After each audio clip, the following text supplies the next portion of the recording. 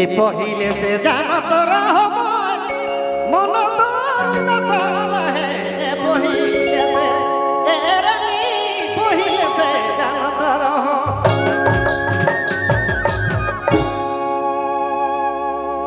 মন তোর দশালা হে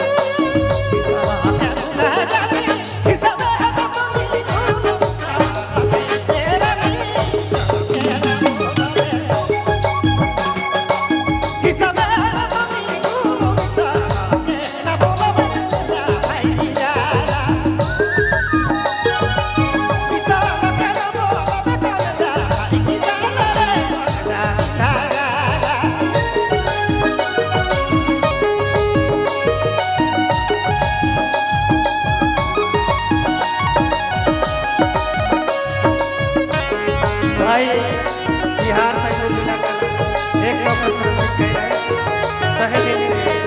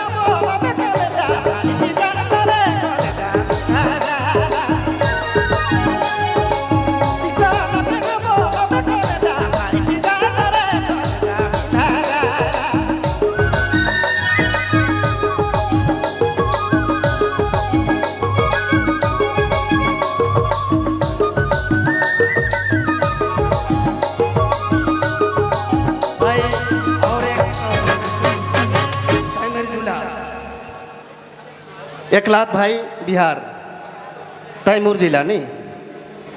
बहुत बहुत धन्यवाद। क्या बात है, क्या बात है, जोरदार ताली होनी चाहिए राजेश गोप जी के नाम।